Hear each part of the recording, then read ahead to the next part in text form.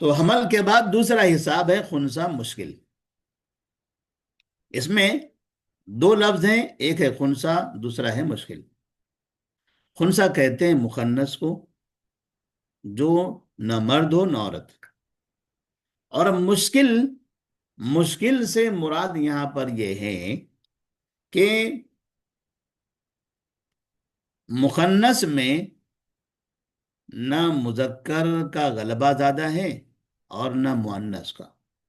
جتنے بھی مخنث ہوتے ہیں تو یا تو ان کے اندر مذکر کا مادہ زیادہ ہوتا ہے یا پھر مؤنث کا مادہ زیادہ ہوتا ہے. وہ دونوں میں سے کسی ایک کی طرف مائل ہوتے ہیں.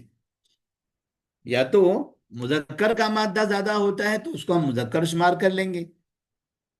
اگر مؤنث کا مادہ زیادہ ہو اس کے اندر تو ہم اس کو مؤنث شمار کریں گے اور اسی حساب سے ان کو حصہ دیں گے. مثال کے طور پر دو بیٹے اور ایک بیٹیاں ہیں.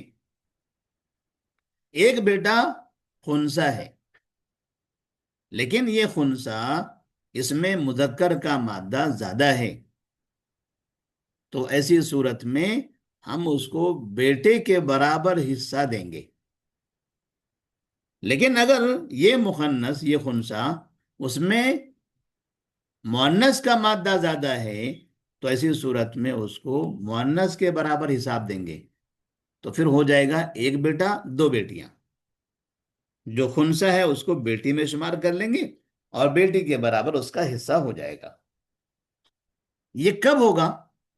جب مذکر یا مؤنث کا مادہ واضح ہو جائے کہ اس میں مذکر کا مادہ زیادہ ہے یا مؤنث کا مادہ زیادہ ہے. تو جو غالب رہے گا وہ غالب کے حساب سے اس کا حساب کر دیں گے، اور وہ حساب جیسے ہم نے ابھی تک حساب کیا ہوا ہے ویسے ہی ہے، اس میں کوئی نئی چیز نہیں ہے. مشکل یہاں پر کیا ہے؟ مشکل ہے خنثی مشکل. خنثی مشکل کا مطلب یعنی مخنث ایسا مخنث ہے جس میں نہ مذکر کا مادہ غالب ہے نہ مؤنث کا. فرق سمجھ میں ہی نہیں آ رہا ہے کہ اس میں غلبہ کس چیز کا ہے، مذکر کا ہے یا مؤنث کا. اس کو کہتے ہیں خنثی مشکل.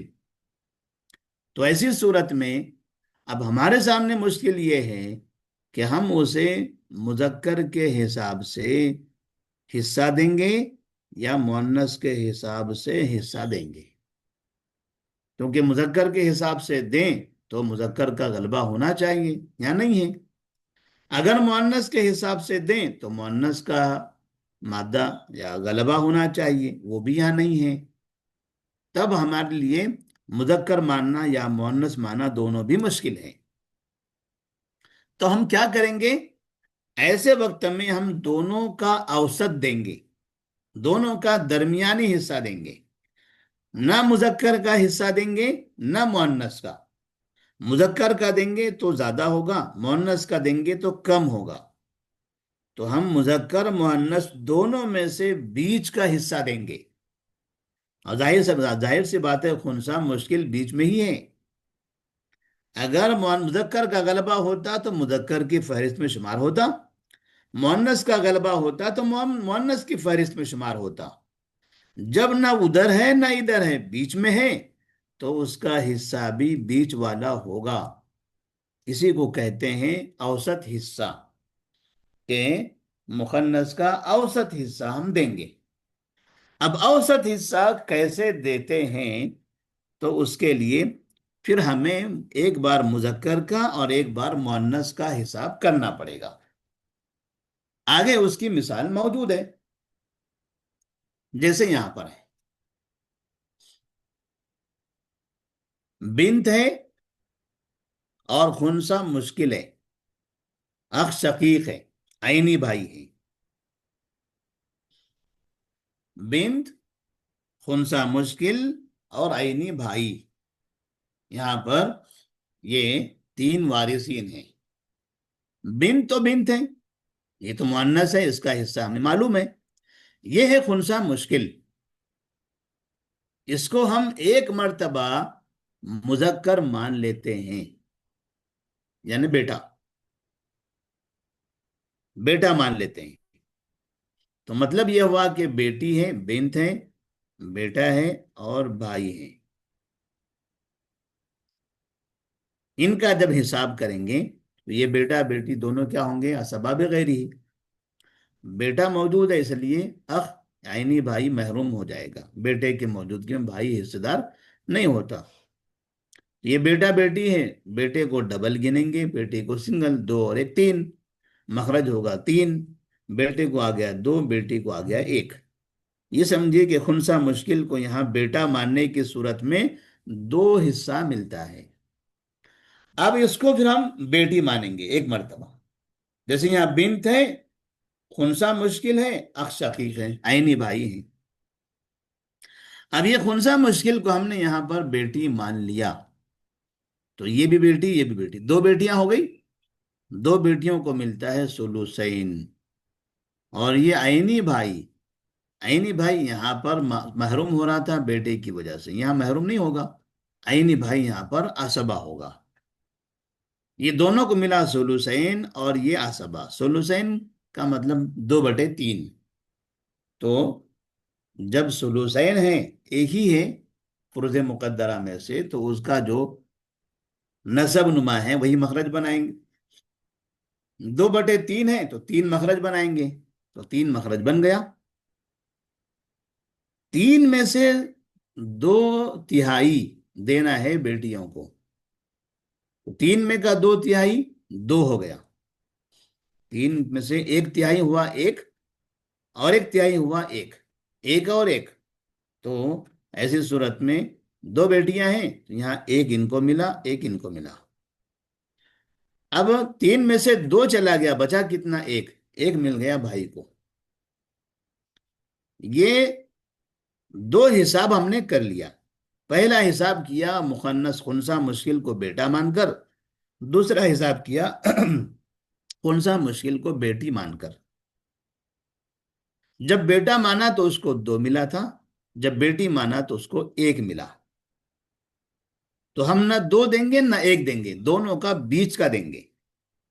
کیونکہ دو دے دیں گے تو بیٹے کے برابر ہو جائے گا، حالانکہ بیٹے کے برابر نہیں ہے. ایک دیں گے تو بیٹی کے برابر ہو جائے گا، حالانکہ بیٹی کے برابر نہیں ہے.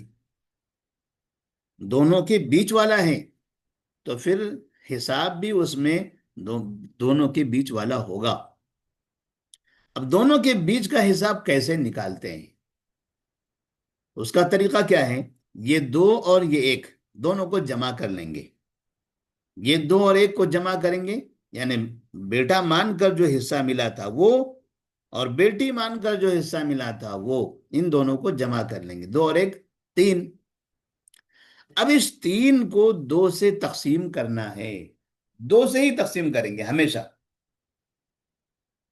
جیسے ہم نے فروض مقدرہ کے اندر بتایا تھا، فریق اول کا ایک ہو اور فریق ثانی کا کوئی بھی ہو، تو فریق اول کے نسب نما کو تین سے ضرب دیں گے.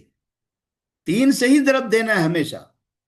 ایسے یہاں پر بھی جب مذکر کا اور مؤنث کا دونوں کا حصہ جوڑیں گے تو اس کو دو سے تقسیم کریں گے. دو سے ہی تقسیم کرنا ہے. تو تین کو اگر ہم دو سے تقسیم کرتے ہیں تو ایسی صورت میں آتا ہے 1.5، 1.5. تین کو اگر ہم دو سے تقسیم کرتے ہیں تو ایسی صورت میں ان کا حصہ بنتا ہے 1.5. پھر اسی دو سے باقی لوگوں کا بھی حصہ تقسیم کریں گے. بنت کو یہاں پر ملا تھا ایک، یہاں ملا ایک، ایک اور ایک دو. یہ دو کو تقسیم کریں گے دو سے، دو ایک کا دو، تو یہاں بنت کو ملا ایک. بھائی کو یہاں پر، یہاں تو پہلے مسئلے میں بھائی محروم تھا، دوسرے میں ان کو ملا تھا ایک. تو یہ ایک کو تقسیم کریں گے دو سے، دو سے ایک کو تقسیم کریں گے تو بن جائے گا وہ 0.5، آدھا. تو مطلب یہ ہوا کہ اب یہاں پر یہ تینوں کا جو حصہ ہے، اوسط حصہ اس طرح سے ہے. بنت کو ملے گا ایک، اور خنثی مشکل کو ملے گا 1.5، اور یہاں اخ شقیق کو ملے گا آدھا، کیونکہ یہاں پر یہ اخ شقیق موجود ہے اور بنت موجود ہے، اور یہ بیچ والا خنثی ہے، ایک بار بیٹا مان کر ایک بار بیٹی مان کر حصہ کیا تھا، تو خنثی کو ہم یہاں پر 1.5 دے گے، تو 1.5 یہ 1 سے زیادہ ہے اور 2 سے کم ہے، یہ وہ دونوں کا اوسط ہے۔ ایسے یہاں پر بھائی کو کتنا ملا؟ آدھا، 0.5، یہ محروم ہونے سے زیادہ ہے اور 1 سے کم ہے، دونوں کا درمیانی ہے۔ بنت کو یہاں پر کتنا ملا؟ 1، یہاں ملا تھا 1 اور یہاں ملا تھا 1، 1 اور 1 کا آدھا کتنا ہوگا؟ اوسط 1 بنے گا، یعنی 2 کا اوسط ملا 1۔ تو اس طرح سے خنثی مشکل کا حساب ہو گیا۔